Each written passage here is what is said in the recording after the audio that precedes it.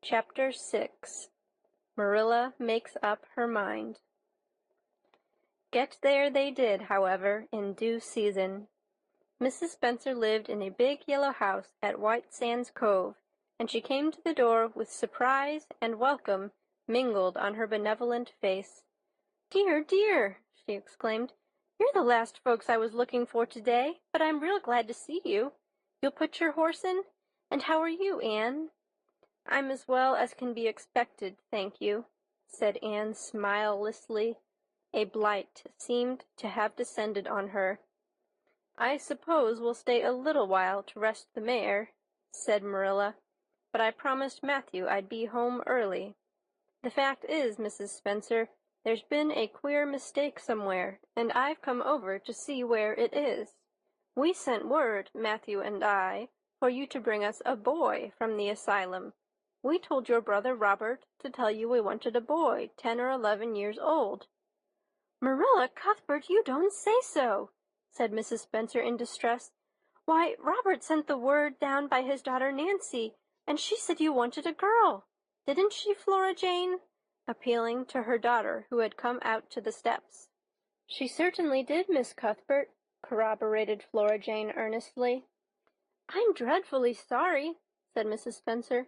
"It is too bad, but it certainly wasn't my fault, you see, Miss Cuthbert. I did the best I could, and I thought I was following your instructions. Nancy is a terrible flighty thing. I've often had to scold her well for her heedlessness." "It was our own fault," said Marilla resignedly. "We should have come to you ourselves and not left an important message to be passed along by word of mouth in that fashion. Anyhow, the mistake has been made, and the only thing to do now is to set it right. Can we send the child back to the asylum? I suppose they'll take her back, won't they?" "I suppose so," said Mrs. Spencer thoughtfully, "but I don't think it will be necessary to send her back. Mrs. Peter Blewett was up here yesterday, and she was saying to me how much she wished she'd sent by me for a little girl to help her. Mrs. Peter has a large family, you know, and she finds it hard to get help. Anne will be the very girl for her. I call it positively providential." Marilla did not look as if she thought Providence had much to do with the matter. Here was an unexpectedly good chance to get this unwelcome orphan off her hands, and she did not even feel grateful for it. She knew Mrs. Peter Blewett only by sight as a small, shrewish-faced woman without an ounce of superfluous flesh on her bones, but she had heard of her. A terrible worker and driver, Mrs. Peter was said to be, and discharged servant girls told fearsome tales of her temper and stinginess, and her family of pert, quarrelsome children. Marilla felt a qualm of conscience at the thought of handing Anne over to her tender mercies. "Well, I'll go in and we'll talk the matter over," she said. "And if there isn't Mrs. Peter coming up the lane this blessed minute!" exclaimed Mrs. Spencer, bustling her guests through the hall into the parlor, where a deadly chill struck on them as if the air had been strained so long through dark green, closely drawn blinds that it had lost every particle of warmth it had ever possessed. "That is real lucky, for we can settle the matter right away. Take the armchair, Miss Cuthbert. Anne, you sit here on the ottoman, and don't wriggle. Let me take your hats. Flora Jane, go out and put the kettle on. Good afternoon, Mrs. Blewett. We were just saying how fortunate it was you happened along. Let me introduce you two ladies. Mrs. Blewett, Miss Cuthbert. Please excuse me for just a moment. I forgot to tell Flora Jane to take the buns out of the oven." Mrs. Spencer whisked away, after pulling up the blinds. Anne, sitting mutely on the ottoman with her hands clasped tightly in her lap, stared at Mrs. Blewett as one fascinated. Was she to be given into the keeping of this sharp-faced, sharp-eyed woman? She felt a lump coming up in her throat, and her eyes smarted painfully. She was beginning to be afraid she couldn't keep the tears back when Mrs. Spencer returned, flushed and beaming, quite capable of taking any and every difficulty, physical, mental, or spiritual, into consideration and settling it out of hand. "It seems there has been a mistake about this little girl, Mrs. Blewett," she said. "I was under the impression that Mr. and Miss Cuthbert wanted a little girl to adopt. I was certainly told so, but it seems it was a boy they wanted. So if you're still of the same mind you were yesterday, I think she'll be just the thing for you." Mrs. Blewett darted her eyes over Anne from head to foot. "How old are you and what's your name?" she demanded. "Anne Shirley," faltered the shrinking child, not daring to make any stipulations regarding the spelling thereof, "and I'm 11 years old." "Humph! You don't look as if there was much to you, but you're wiry, and I don't know but the wiry ones are the best after all. Well, if I take you, you'll have to be a good girl, you know, good and smart and respectful. I'll expect you to earn your keep, and no mistake about that. Yes, I suppose I might as well take her off your hands, Miss Cuthbert. The baby's awful fractious, and I'm clean worn out attending to him. If you like, I can take her right home now." Marilla looked at Anne and softened at sight of the child's pale face with its look of mute misery, the misery of a helpless little creature who finds itself once more caught in the trap from which it had escaped. Marilla felt an uncomfortable conviction that, if she denied the appeal of that look, it would haunt her to her dying day. Moreover, she did not fancy Mrs. Blewett. To hand a sensitive, high-strung child over to such a woman? No, she could not take the responsibility of doing that. "Well, I don't know," she said slowly. "I didn't say that Matthew and I had absolutely decided that we wouldn't keep her. In fact, I may say that Matthew is disposed to keep her. I just came over to find out how the mistake had occurred. I think I'd better take her home again and talk it over with Matthew. I feel that I oughtn't to decide on anything without consulting him.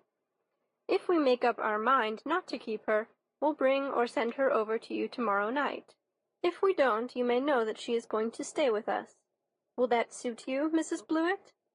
"Well, I suppose it'll have to," said Mrs. Blewett ungraciously. During Marilla's speech, a sunrise had been dawning on Anne's face.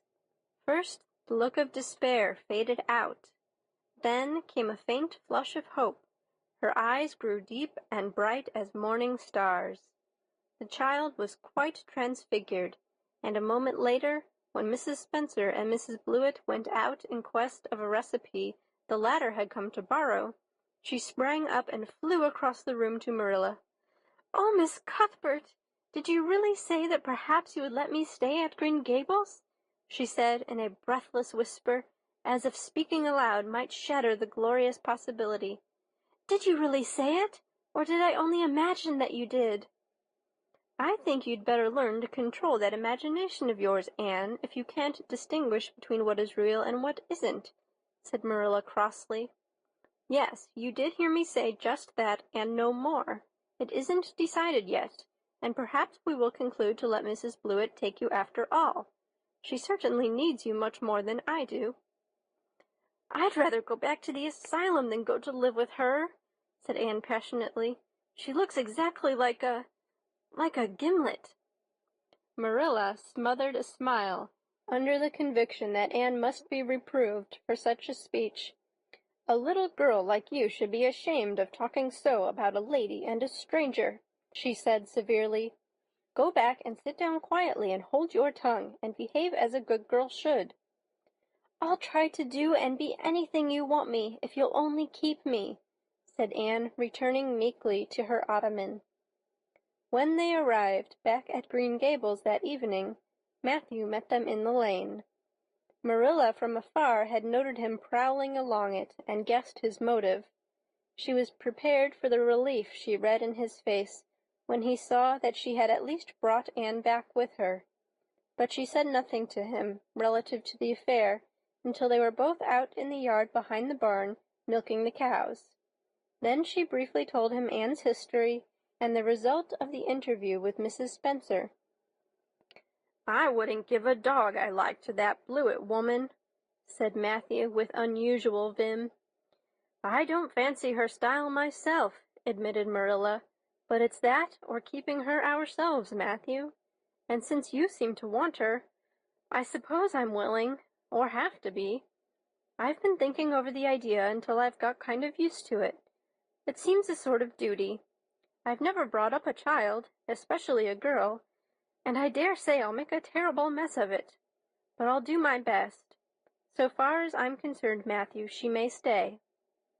Matthew's shy face was a glow of delight. "Well, now, I reckoned you'd come to see it in that light, Marilla," he said. "She's such an interesting little thing." "It'd be more to the point if you could say she was a useful little thing," retorted Marilla. "But I'll make it my business to see she's trained to be that. And mind, Matthew, you're not to go interfering with my methods. Perhaps an old maid doesn't know much about bringing up a child, but I guess she knows more than an old bachelor. So you just leave me to manage her. When I fail, it'll be time enough to put your oar in." "There, there, Marilla, you can have your own way," said Matthew reassuringly. "Only be as good and kind to her as you can be without spoiling her.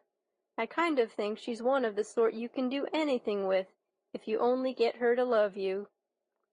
Marilla sniffed to express her contempt for Matthew's opinions concerning anything feminine, and walked off to the dairy with the pails. "I won't tell her tonight that she can stay," she reflected as she strained the milk into the creamers. "She'd be so excited that she wouldn't sleep a wink. Marilla Cuthbert, you're fairly in for it. Did you ever suppose you'd see the day when you'd be adopting an orphan girl? It's surprising enough, but not so surprising as that Matthew should be at the bottom of it. Him that always seemed to have such a mortal dread of little girls. Anyhow, we've decided on the experiment, and goodness only knows what will come of it."